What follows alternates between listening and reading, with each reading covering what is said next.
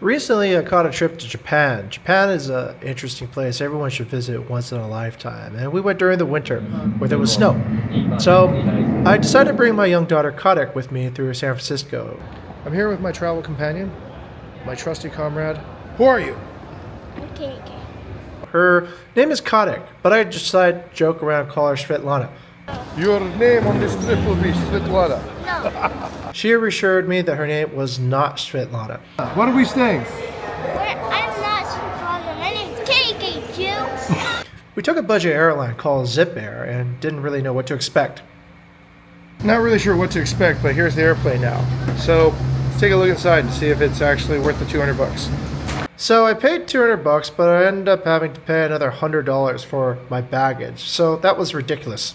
I guess the question is, will I regret this flight?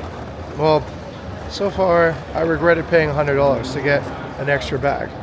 Can you believe that? One extra bag was $100. That's like half the price of the ticket. So the Wi-Fi was miserable. I didn't really get any sleep at all. I felt like I was about to shoot myself in the head after this flight.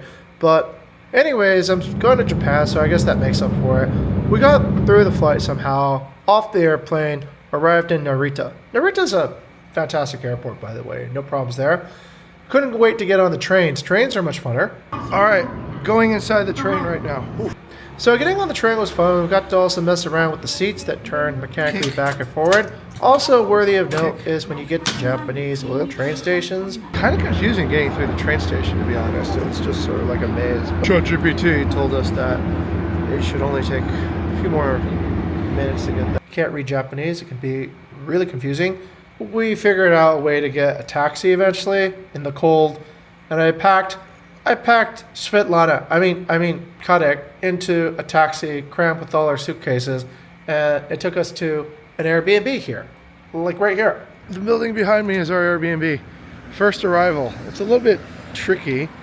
I got to go through a few layers to do this. It was tricky because it was confusing to get through all the little codes and everything you have to go through to get access to the key. It's like a little bit of a hide and seek. You need one code and then hit, okay. Whoa! Access to a room. Another code to open this magic lockbox that pops out a key. Okay, looks like we got it. It was worth it. It was worth it. Let me show you the room. The room was actually pretty. All right, key open. Okay.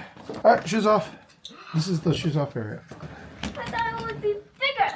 Job, welcome home to bed. It's pretty tiny. The bed is right over there. The living space is right over here.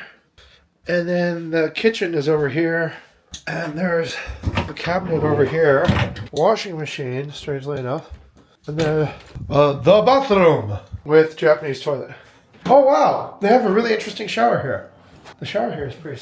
Well, like an idiot, I actually filmed the rest of our travels after the first day in vertical format, so now I'm switching over to vertical format. But we ended up actually getting a Lime scooter to scoot around the city, which was pretty fun. Lots of fun. Are we going the right way? Yes.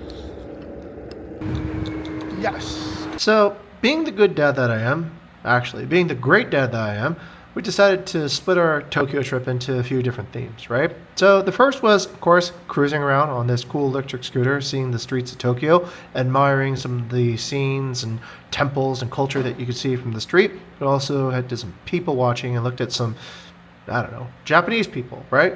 You're in Japan. Makes sense to see Japanese people, no? But we also kind of explored the culinary treasures of Tokyo, going and indulging in meal after meal after meal after meal after meal after meal again, and a few more meals just in case we forgot to eat. But the food is like so good. But we didn't forget to just feed our stomachs, we fed our mind as well. So stop over to the cultural museums to learn something about dinosaurs and fossils and other great cultural treasures that we can't normally find in Bali, but I think that KDK should know about. The delightful experience at the art museum where there was this mystical bubble kind of exhibit floating on sheets of glass. It was like these bouncy bubbles. They were really captivating. We're all mesmerized by the showing Japanese dolls, showing Japanese approach towards ideas. But our examination of culture didn't stop with just museums. We, of course, explored temples and saw what was going on here. This is perfect. there everywhere, banged on some drums, participated in a few festivals, and even looked at some Big lights. Big lights. But aside from that, Tokyo was a blast. We had lots of fun. We would definitely recommend it for a family adventure for anybody looking to have a great time in East Asia. Don't forget to... We didn't forget to eat again, and eat a few more times, and eat again. I mean, eating was basically the mandatory thing to do in Tokyo. All right, that's the conclusion of our Japanese layover trip. And if you guys are planning to hop over to Japan, hopefully this has inspired you to have quality family time. Yay, the snow. Oh my goodness. You like that, Kitty? It's magical, yeah? Like on me. I have snowflakes on my head. You do. You have snowflakes everywhere. You like that?